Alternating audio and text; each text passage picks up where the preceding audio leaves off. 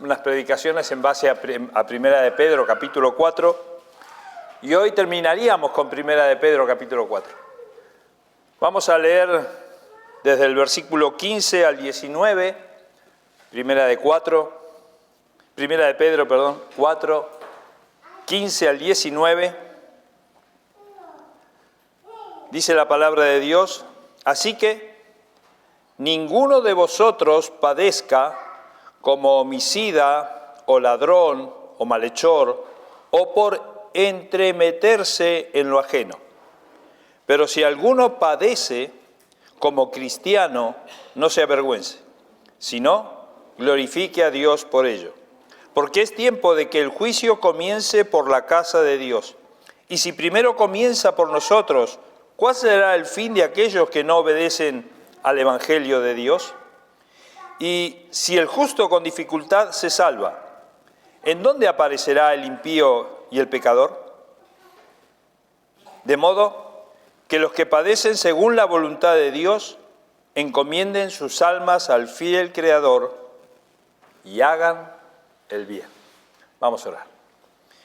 Amado Padre que estás en los cielos, gracias te damos, Señor, por este momento que nos das de poder estar trayendo tu palabra, de poder, Señor, compartir este precioso tesoro, Señor, que tenemos el privilegio, Señor, de poder tenerlo en nuestras manos, de vivirlo, porque es una palabra que es viva y eficaz y que nos está hablando constantemente, nos hace crecer y nos hace ver las maravillas, Señor, de este universo, Señor, que tú tienes todo bajo control y por ello, Señor, de vernos nosotros tan insignificantes y sin embargo tú te dignaste, Señor, a mirarnos, a rescatarnos, a tomarnos, Señor, y ahora llevarnos, Señor, delante de tu presencia. Por eso, Señor, te agradecemos porque tenemos esa esperanza, porque tenemos, Señor, ese gozo, ese privilegio,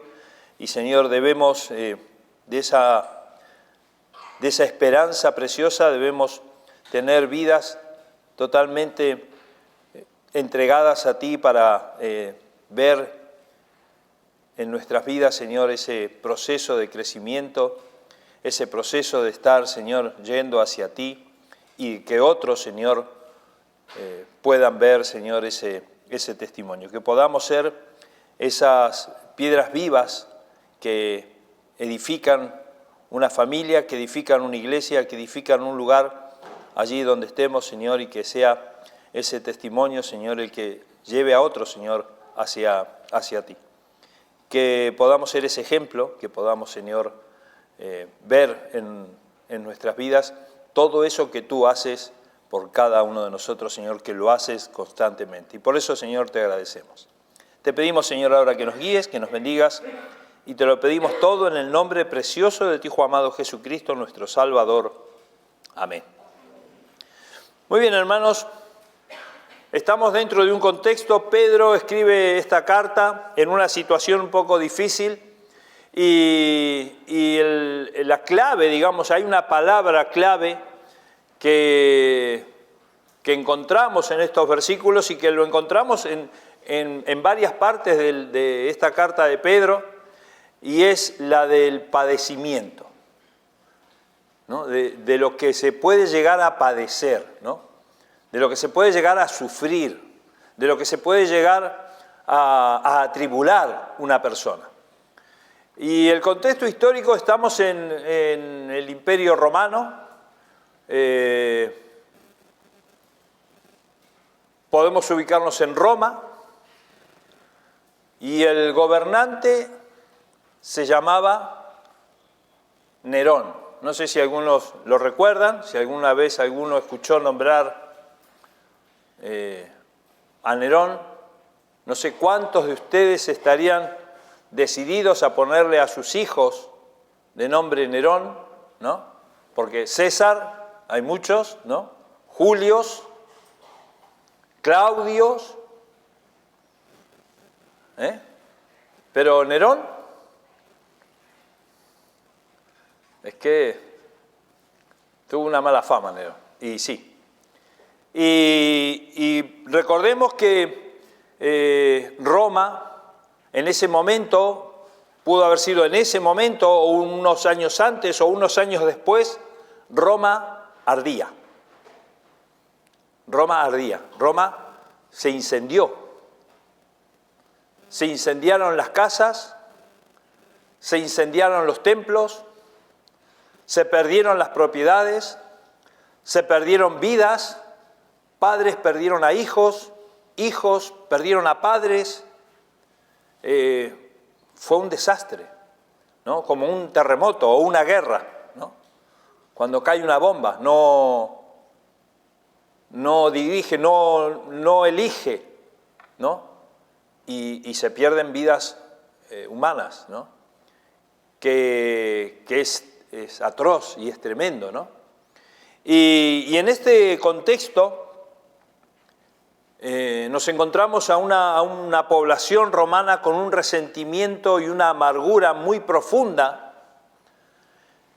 y que en cierta manera su sistema religioso había fallado, porque muchos templos se prendieron fuego, muchos ídolos se prendieron fuego, y esos ídolos y esos templos, estos romanos esperaban de que esta situación nunca les ocurriera, porque estaban protegidos por esos templos y esos ídolos.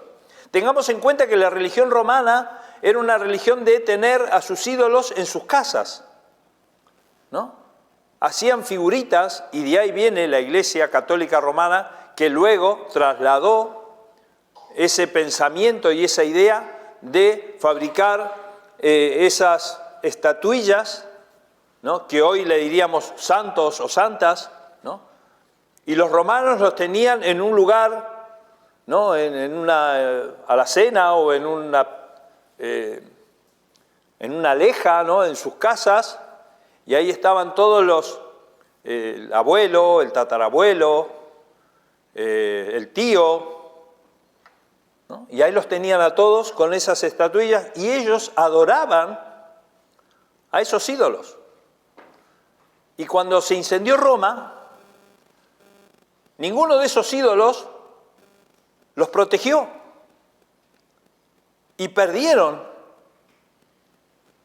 todos sus bienes, perdieron sus vidas, perdieron su religión,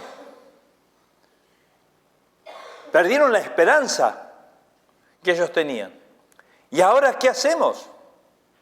¿No? Y les repito, había un sentimiento de amargura, ¿no?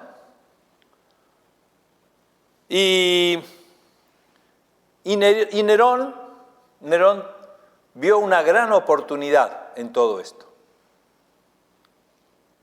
No sé guiado por quién, pero me lo imagino. Nerón dijo: los que prendieron fuego a Roma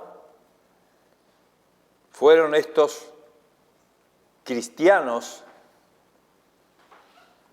celosos de lo que nosotros somos. Y cuando dijeron fueron estos cristianos, tenemos que recordar que al principio el hecho de que te digan cristiano era una burla, ¿no? Era como decir, estos cristitos pequeños, ¿no?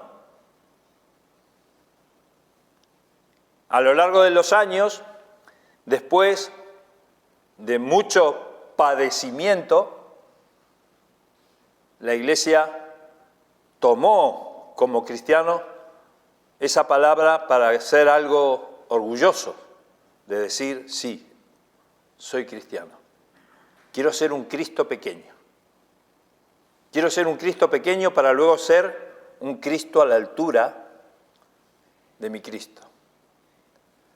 Pero ahí comenzó una gran persecución. Encontraron el chivo expiatorio de esta acusación que comenzó Nerón, y comenzó la gran persecución a la Iglesia cristiana. Recordemos que podría ser el año 64 más o menos, y la Iglesia, por decreto de otro emperador, dejó de ser perseguida en el año 311. O sea que fuimos perseguidos 250 años aproximadamente. Y no era que venían a tu casa y te golpeaban la puerta y te decían, permiso, nos van a tener que acompañar. No, no. Aún hoy en día, la iglesia cristiana es perseguida en diferentes partes del mundo. Regímenes totalitarios, regímenes ateos que no creen en ningún Dios, y cuando aparece una persona que dice, soy cristiano, comienza la burla y comienza la persecución. Y hoy en día, en un país como España, tú dices, soy cristiano, y te dicen, venga ya, hombre, ¿cómo vas a creer en eso? Si Dios no existe. Eso es una tontería. Y en Argentina también me lo dicen, ¿eh? Pero te dicen otras cosas, ¿no? Andá, che. ¿Cómo vas a creer en Dios? Y hacen una persecución, de otra manera, ¿no? El bullying, ¿no? La burla, el desprecio, el rechazo. Todo impulsado por el mismo ser que impulsó a Nerón a decir, echarle la culpa a los cristianos. Aún sigue. Pero, ¿a qué viene todo esto, no? Hacernos una pregunta. ¿Qué persona, en su sano juicio, diría, yo quiero ser cristiano? ¿Estamos de acuerdo?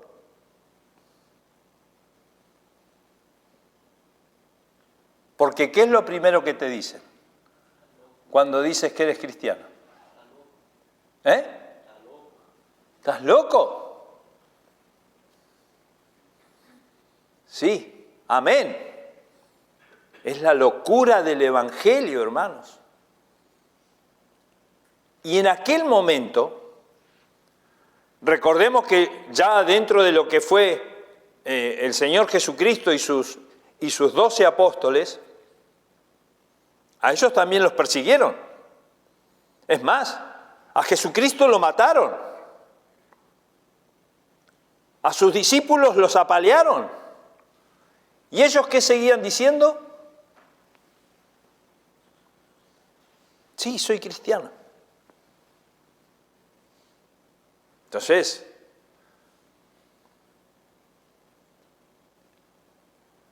esa es la fuerza que tenemos, hermanos, pero no en nuestro ser, ¿no? No que nosotros seamos fuertes, sino que el Espíritu de Dios que mora en nosotros hace que levantemos las manos y digamos, sí, somos cristianos. Porque es algo sobrenatural. ¿Tú quieres tener poder? Hay un poder sobrenatural, hermanos, que es el poder del Espíritu Santo. Que ante la burla, ante el acoso, ante el bullying, te diga, sí, soy cristiano. Y aquí nos encontramos con Pedro diciendo estas palabras que espero no chafarle o pincharle el globo, ¿no? Alguno que piense que el camino de la salvación es un camino de rosas, ¿no? En el cual todas las cosas te van a salir bien, en el cual te tienen preparado una alfombra roja por el cual vas a caminar y vas a llegar. Porque la palabra que nos dice Pedro esta noche, hermanos, va a ser difícil. Porque comienza diciendo Pedro, en ese contexto que les digo de esa Roma incendiada y esos romanos con amargura y y con desprecio, comienza diciendo Pedro, así que, ninguno de vosotros padezca como homicida. Y comienza una lista: homicida, ladrón, malhechor o cotilla, ¿no? Como diríamos comúnmente. O entrometerse o entremeterse en lo ajeno. Fíjense que el listado son esas 4 frases o palabras, que tanto es un homicida, un malhechor, un ladrón o un cotilla, ¿no? Están dentro del mismo rango. Y esto decía el apóstol Pablo, ¿no? Hoy a la mañana estábamos leyendo Colosenses, capítulo 3, y esto dice, éramos algunos de nosotros. Pero ahora nos despojamos de ese viejo hombre y nos vestimos con las vestimentas que nos da el Señor, ¿no? Nos vestimos de Cristos pequeños. Por eso, si padecemos, no podemos padecer como malhechor. Si tú has cometido un pecado o te acusan por algo que sí has hecho, no computa para el Señor, no cuenta para el Señor. Así que ninguno de vosotros padezca, o tenga aflicción, o piense que está en una prueba. El Señor no nos prueba con pecados. Ay, me ha salido mal. El Señor me manda esta prueba porque las cosas me han salido mal. Y resulta que o eras un malhechor, o un ladrón, o un cotilla, ¿no? Entrometerse en lo ajeno. ¿Y saben qué tiene esa palabra de entrometerse en lo ajeno? Revoltoso. ¿Y saben qué? Viene la idea, de eso de revoltoso, viene la idea de tomar una posición en algo y contraponerse, como por ejemplo, a un régimen establecido. ¿Qué hubiéramos dicho si muchos cristianos salían a la calle con cacerolas? Y en Argentina hubo un movimiento que se llamó el cacerolazo, ¿no? La gente salía a la calle con cacerolas y ya después rompían los cristales de los bancos, y ya después rompían los cristales de los supermercados, y ya se robaban cajones de cerveza. No se robaban harina o un pollo, no, se robaban cajones de cerveza. O sea, eso eran revoltosos. Era entrometerse en lo ajeno, porque salieron a manifestarse contra un régimen que estaba establecido. Es bueno que los cristianos nos manifestemos en la calle y salgamos y nos confundan con aquellos que están rompiendo cristales, que están rompiendo vidrieras. Hace poco hubo una manifestación,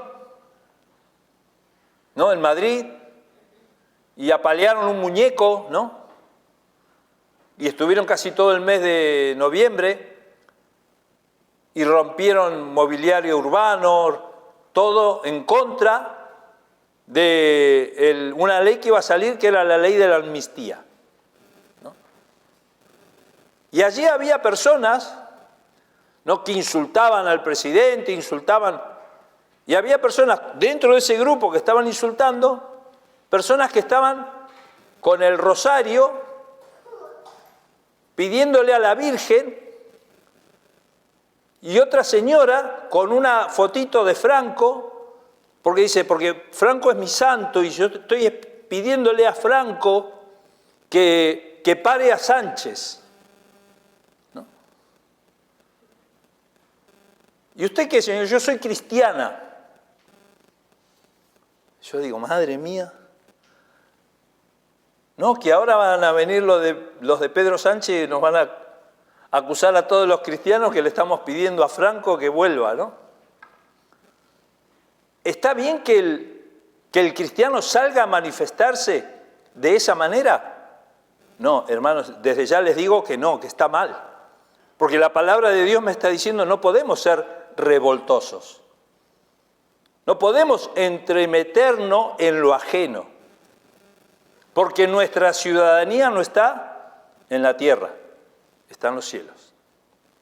Yo puedo estar en desacuerdo con muchas cosas, pero a mí la palabra de Dios me dice que tengo que orar por los que están en eminencia.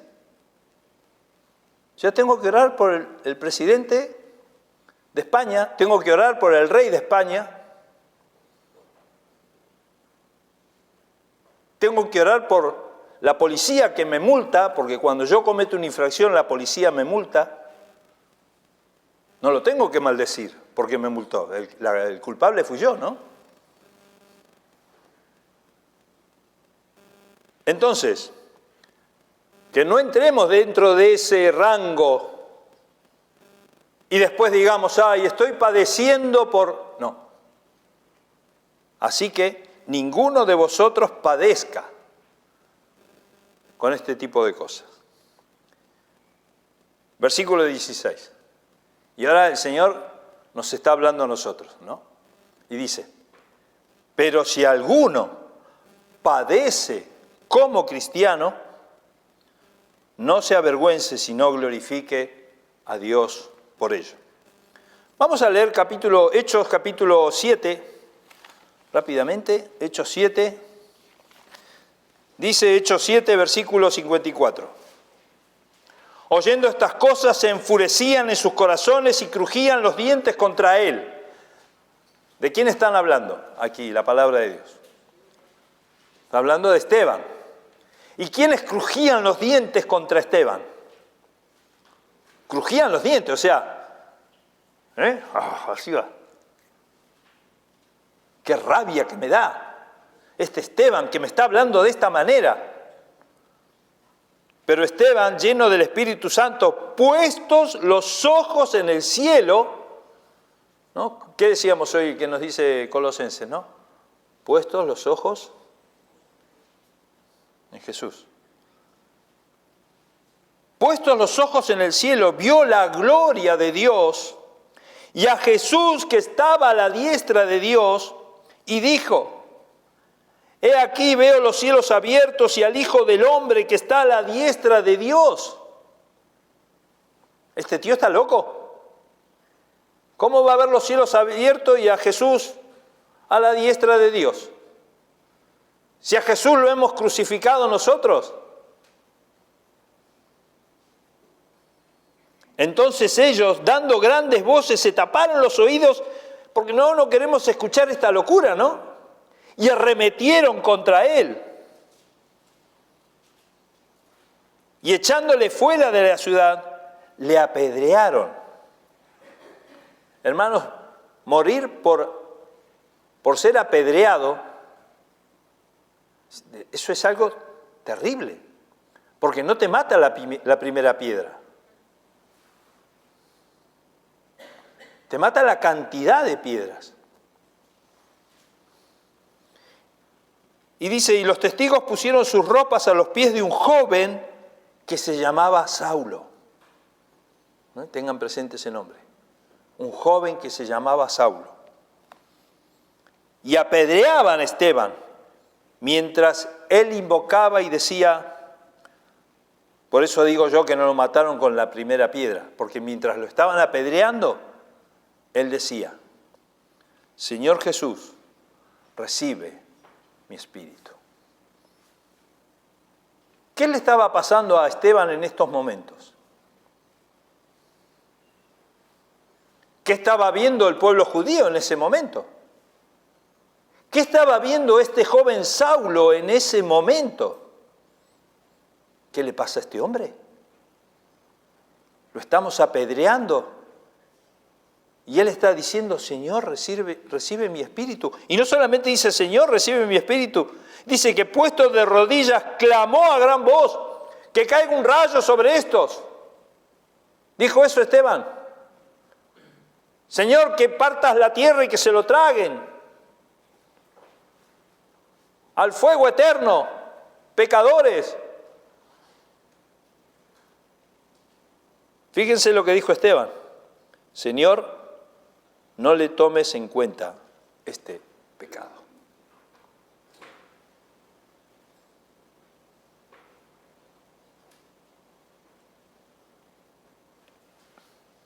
Y habiendo dicho esto, durmió.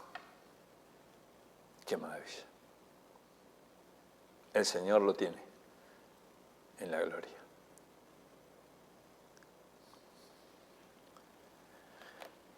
Capítulo 8, versículo 1.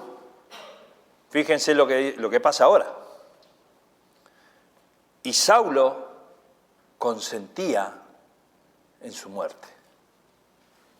Este joven Saulo, está bien que lo apedreen, está bien lo que le hicieron. Si no ve lo que está diciendo, ¿no? Consentía en su muerte. En aquel día hubo una gran persecución contra la iglesia que estaba en Jerusalén, y todos fueron esparcidos por la tierra de Judea, de Samaria, salvo los apóstoles. Y hombres piadosos llevaron a enterrar a Esteban e hicieron gran llanto sobre él, y Saulo asolaba la iglesia. Saulo asolaba la iglesia. Y entrando casa por casa, arrastraba a hombres y a mujeres y los entregaba en la cárcel. A los cristianos, hombres y mujeres, que hoy vengan y le peguen una patada a tu casa y te saquen a la rastra de tu casa.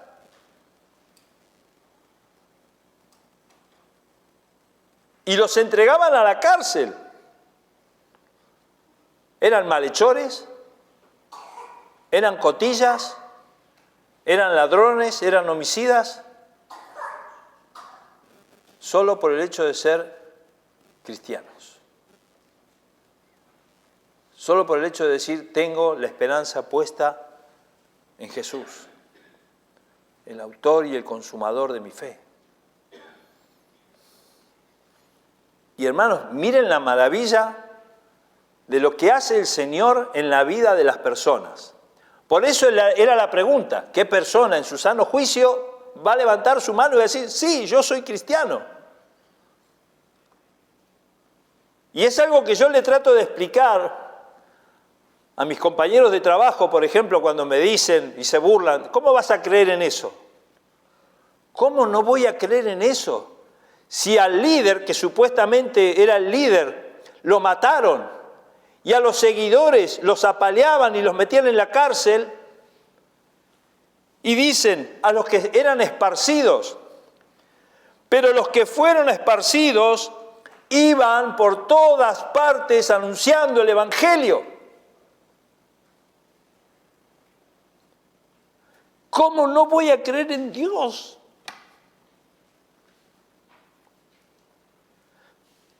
Si esto es maravilloso, hermanos.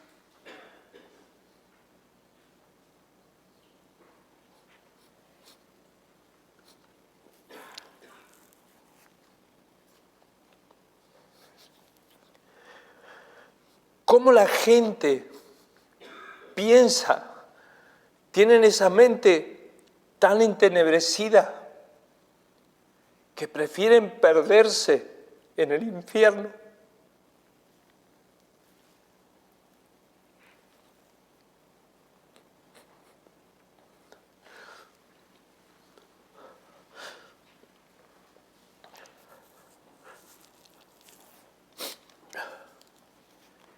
Y no buscan a Cristo.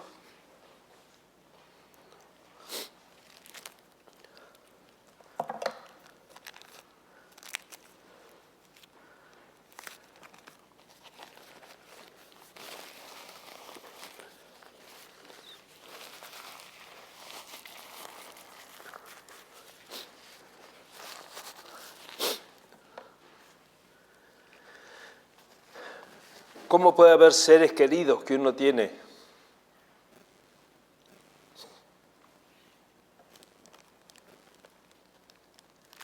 y desprecian la salvación? Si esto es maravilloso, ¿cómo puede ser que una persona está siendo perseguida, apaleada, y digan, yo creo en Cristo? ¿Qué les impulsa a hacer esto? Es Dios, hermanos. Ese es el milagro. Yo no creo que Dios exista, porque no lo veo.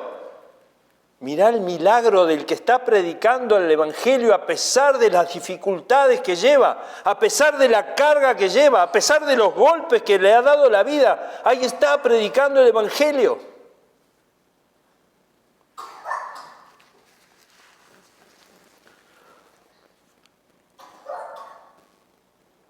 Los padecimientos no válidos son este listado de palabras, de situaciones que el Señor nos pone y nos pone en evidencia para que no padezcamos por estas cosas. Pero los padecimientos cristianos, por el hecho de ser cristianos, los padecimientos por esa santidad, por ese compromiso que tenemos con la palabra de Dios,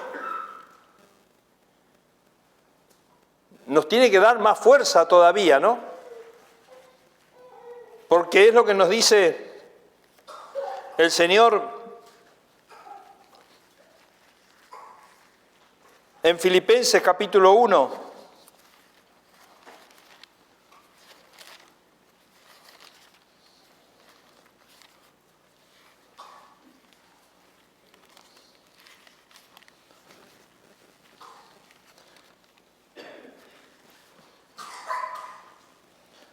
Dice la palabra de Dios,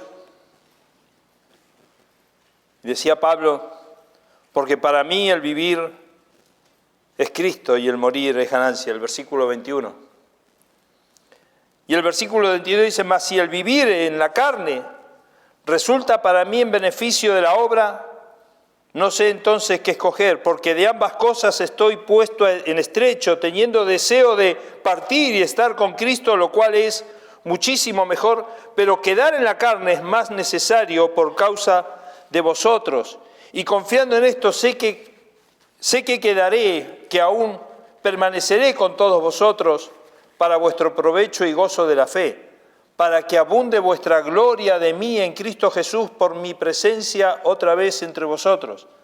Solamente que os comportéis como es digno del Evangelio de Cristo, para que, o sea que vaya a veros o que esté ausente, oiga de vosotros que estáis firmes en un mismo espíritu, combatiendo unánimes por la fe el Evangelio, y en nada intimidados por los que se oponen, que para ellos ciertamente es indicio de perdición, mas para vosotros de salvación, y esto de Dios, porque a vosotros es concedido a causa de Cristo, no solo que creáis en Él, sino que también padezcáis por Él, teniendo el mismo conflicto que habéis visto en mí, y ahora oís que hay en mí. ¿Qué hacemos? Señor, llévame porque esto yo ya no soporto. O Señor, manténme aquí firme, luchando por este evangelio, el cual tiene que ser predicado.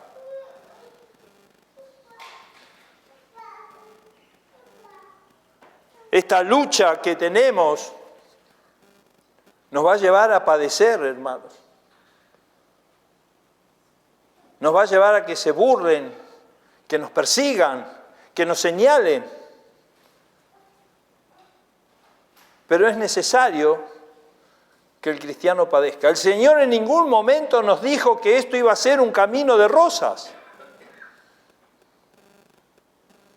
El Señor en ningún momento, y hacía referencia a esa entrada triunfal del ejército romano, cuando llegaba de la batalla y echándole flores, y ahí viene el hermano José Bernabéu, apláudanlo, el hermano Omar, sigan aplaudiendo.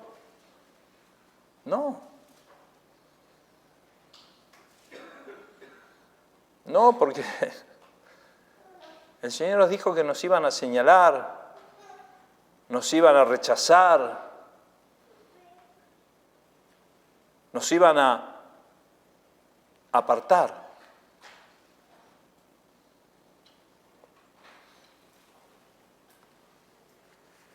Pero el apóstol Pablo sigue diciendo en 2 de Timoteo, capítulo 1,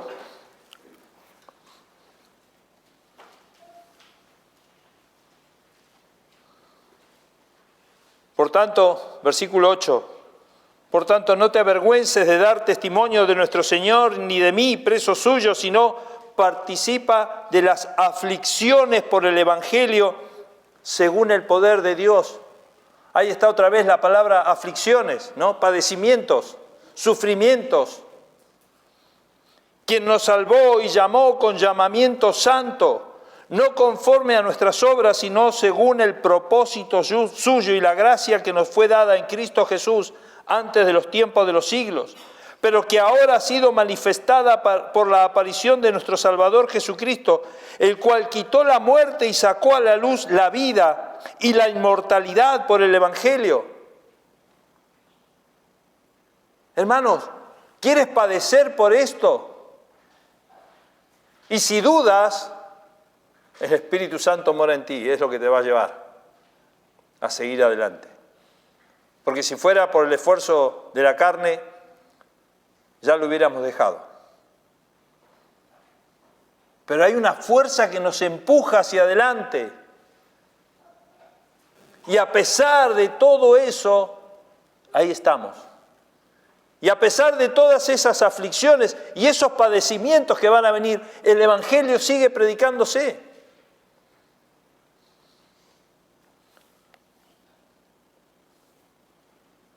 Del cual yo fui constituido predicador, apóstol y maestro de los gentiles, por lo cual asimismo padezco esto, porque Pablo padecía esto también, por esto mismo, por predicar el Evangelio.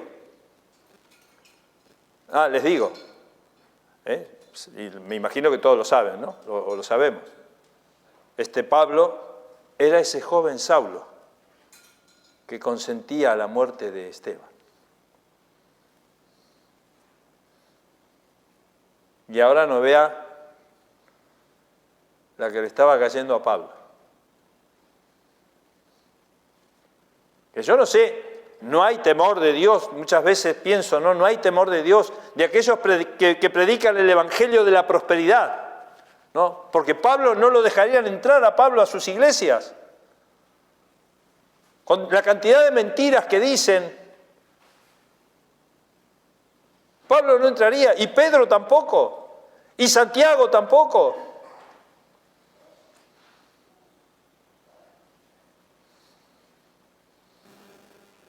Estoy padeciendo esto, pero no me avergüenzo porque yo sé a quien he creído. A pesar de los sufrimientos, a pesar de ese padecimiento, a pesar de las persecuciones, estoy seguro que es poderoso para guardar mi depósito para aquel día. Hermanos, ¿dónde tienes guardado tu depósito? ¿Está en el banco?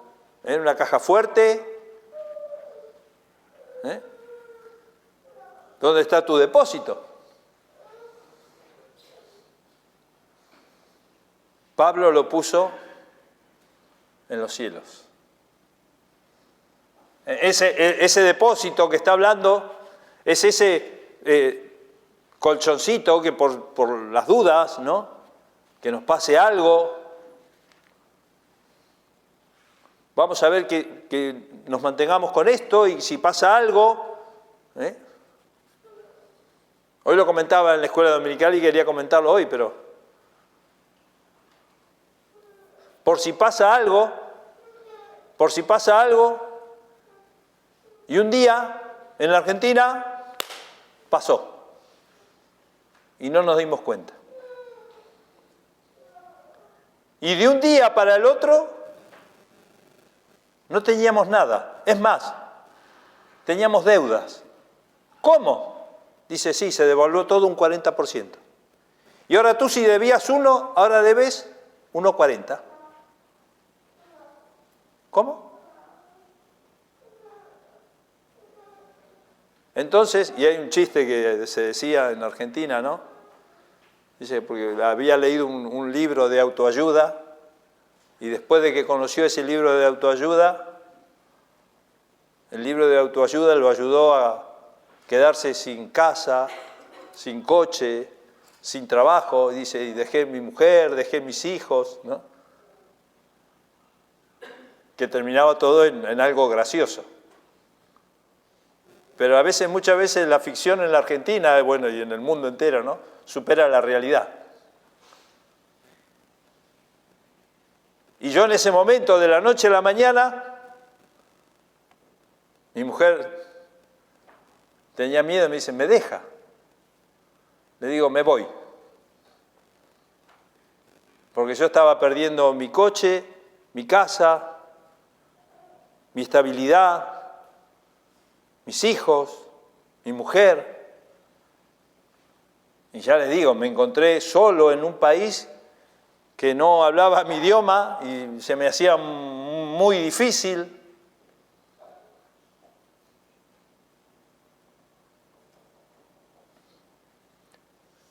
Y una noche, en esa habitación que estaba solo, el Señor me habló. Porque yo estaba empeñado de que, no, José, estás luchando y estás dando golpes al aire. Señor, he perdido la casa, he perdido el coche, pero esos son bienes materiales. No estás poniendo la vista en donde lo tienes que poner. Estaba solo. No tenía mis hijos, no tenía mi mujer. Estuvimos 20 años juntos hasta ese momento. Nos casamos a los 18 y en ese momento yo tenía 38. Y estaba solo. Y el Señor me dijo, no, José, no estás solo, yo estoy contigo. Yo estoy aquí. Estás padeciendo por errores tuyos. No me eches la culpa a mí, ¿eh?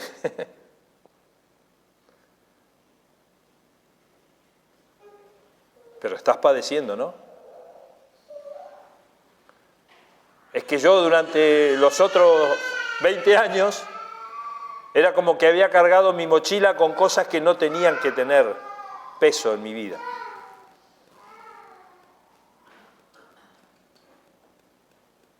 El Señor me mostró que el cristiano tiene que padecer. Y que hay un camino de maravillosas bendiciones. Claro que sí. Pero buscándole a Él. Puesto los ojos en Jesús y ver el cielo abierto que derrama bendiciones.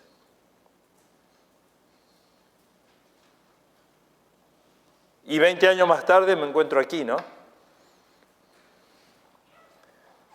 No sé qué va a suceder mañana, hermanos. No sé si mañana me tocará padecer a mí, otra vez. Pero si te toca a ti algún padecimiento, el Señor nos está diciendo, confía en mí. Confía en mí. Yo te sostendré.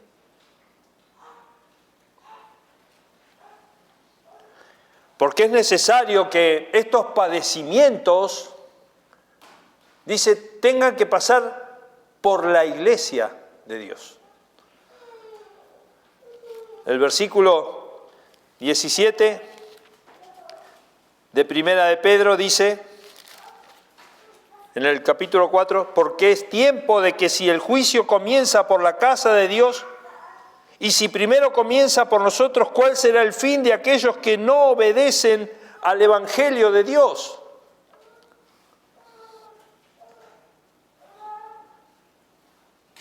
Este padecimiento de la iglesia de Dios es un examen en el cual estamos pasando, hermanos. Y es necesario que pasemos por este examen para hacernos más santos, para hacernos más puros, para estar más firmes. Pero es necesario pasar por estos padecimientos. Y la palabra de Dios nos dice, y hermanos, cuando todas las cosas te salen bien, ahí te tendrías que empezar a preocupar, ¿no? El Señor me bendice, pero el oro se purifica con el fuego.